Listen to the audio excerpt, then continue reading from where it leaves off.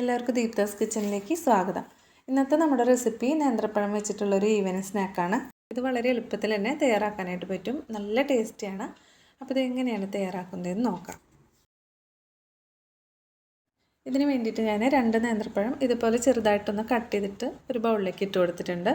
ഇനി ഇതൊന്ന് ഉടച്ചെടുക്കുകയാണ് വേണ്ടത്. അപ്പോൾ ഉടയ്ക്കാനായിട്ട് എളുപ്പത്തിന് വേണ്ടിയിട്ടാണ് ഞാൻ അതുപോലെ കട്ട് ചെയ്ത് വെച്ചിട്ടുള്ളത്. ഇനി ഇതിലേക്ക് മധുരത്തിന് വേണ്ടിയിട്ട് 3 ടേബിൾ സ്പൂൺ പഞ്ചസാര ഇട്ട് കൊടുക്കാം. ഇതെല്ലാം കൂടിയിട്ട് നന്നായിട്ടൊന്ന് മാഷ് ചെയ്തെടുക്കാം.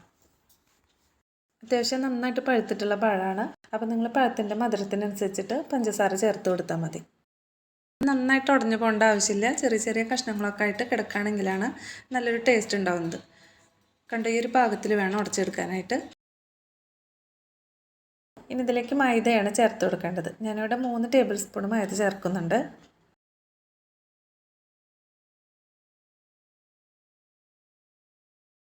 ഇനി 2.5 ടേബിൾ സ്പൂൺ കോൺഫ്ലവറും കൂടി ചേർത്ത് കൊടുക്കാം. ഇനി അഥവാ കോൺഫ്ലവർ ഇല്ലെങ്കിൽ നിങ്ങൾ ഇതിന് പകരം അരിപ്പൊടി ചേർത്ത് കൊടുത്താലും മതി. നല്ല മിനുസമുള്ള അരിപ്പൊടി വേണം ചേർക്കാനായിട്ട്. അപ്പോൾ ഞാനിവിടെ മൈദയും കോൺഫ്ലവറും ചേർത്ത് കൊടുത്തു. ഇനി നന്നായിട്ട് ഇതൊന്ന് മിക്സ് ചെയ്തെടുക്കണം.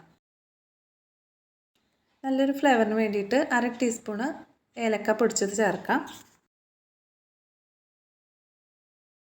ഇനി ഇതിലേക്ക് 1/4 കപ്പ് നാളികേരം ചിരകിയത് ചേർത്ത് കൊടുക്കാം. അപ്പോൾ ഈ തേങ്ങയൊക്കെ ചെറുതായിട്ട് കടിക്കുമ്പോൾ നല്ലൊരു ടേസ്റ്റ് ഉണ്ടാവും. ഇതും കൂടി നന്നായിട്ട് മിക്സ് ചെയ്ത് കൊടുക്കാം. ഇനി നമുക്ക് വേണ്ടത് പാലാണ്. അപ്പോൾ ഇതൊന്ന് ലൂസാക്കി എടുക്കാനായിട്ടുള്ള പാകത്തിനുള്ള അത്രയും പാൽ ഇതിലേക്ക് ചേർക്കാം. ഞാനിവിടെ ആദ്യം 2 ടേബിൾ സ്പൂൺ പാൽ ചേർത്ത് കൊടുക്കുന്നുണ്ട്. എന്നിട്ട് ഇതൊന്ന് മിക്സ് ചെയ്ത് കൊടുത്തിട്ട് പാകത്തിലാണോ എന്ന് നോക്കാം. നിങ്ങളിതുപോലെ പാകത്തിന് ഒഴിച്ച് കൊടുത്തിട്ട് മിക്സ് ചെയ്ത് കൊടുത്താൽ മതി. ഇതിപ്പോൾ കുറച്ച് കട്ടിയിൽ തന്നെയാണ് ഇരിക്കുന്നത്. കുറച്ചും കൂടി ലൂസാക്കാൻ വേണ്ടിയിട്ട് 1/2 ടേബിൾ സ്പൂണും കൂടി പാൽ ഇതിലേക്ക് ചേർക്കാം. ഇപ്പോൾ മൊത്തം 2.5 ടേബിൾ സ്പൂൺ പാലാണ് ചേർത്തിട്ടുള്ളത്. കണ്ടതുപോലെ സ്പൂൺ കൊണ്ട് പെട്ടെന്ന് എണ്ണയിലേക്ക് വീഴാൻ പാകത്തിന് ഈ ഒരു പാകത്തിലാണ് വേണ്ടത്. ഞാനതിലേക്ക് ഉപ്പ് ചേർക്കാനായിട്ട് വിട്ടുപോയി. ഇതിലേക്കൊരു 2 നുള്ളുപ്പും കൂടി ചേർക്കാം. ഇനി ഇത് റെസ്റ്റ് ചെയ്യാൻ വെക്കേണ്ട ആവശ്യമൊന്നുമില്ല. എണ്ണ നന്നായിട്ട് ചൂടായിട്ട് വരുമ്പോൾ ഇതുപോലെ സ്പൂൺ വെച്ചിട്ട് കുറേശ്ശെയായിട്ട് എണ്ണയിലേക്ക് ഇതുപോലെ ഇട്ട് കൊടുത്താൽ മതി.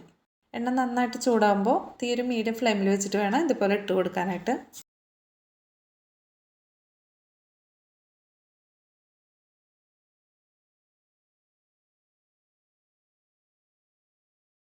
തീ കൂട്ടി വെക്കരുത്, പെട്ടെന്ന് കരിഞ്ഞു പോകാനുള്ള ചാൻസ് ഉണ്ട്. അതുകൊണ്ട് തീ ഒരു മീഡിയം ഫ്ലെയിമിൽ വെച്ചിട്ട് ഇതുപോലെ 2 സൈഡും തിരിച്ച് മറിച്ചിട്ട് കൊടുത്തിട്ട് ഫ്രൈ ചെയ്തെടുക്കാം. കണ്ടതിപ്പോൾ നല്ല ബ്രൗൺ കളറായി വന്നിട്ടുണ്ട്.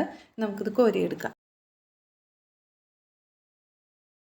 ബാക്കിയുള്ളത് നമുക്ക് ഇതുപോലെ തന്നെ ഇട്ട് കൊടുത്തിട്ട് ഫ്രൈ ചെയ്തെടുക്കാം. നേന്ത്രപ്പഴം ഉണ്ടെങ്കിൽ ഈ ഒരു റെസിപ്പി ഇന്ന് തന്നെ നിങ്ങൾ ചെയ്ത് നോക്കണം. നല്ല ടേസ്റ്റിയാണ്. ഈ ഒരു സ്പൂൺ പഴംപൊരിയുടെ വീഡിയോ എല്ലാവർക്കും ഇഷ്ടപ്പെടുകയാണെങ്കിൽ ലൈക്ക് ചെയ്യാനും സബ്സ്ക്രൈബ് ചെയ്യാനും മറക്കരുത്. വീണ്ടും അടുത്തൊരു വീഡിയോ ആയിട്ട് കാണാം. Thank you.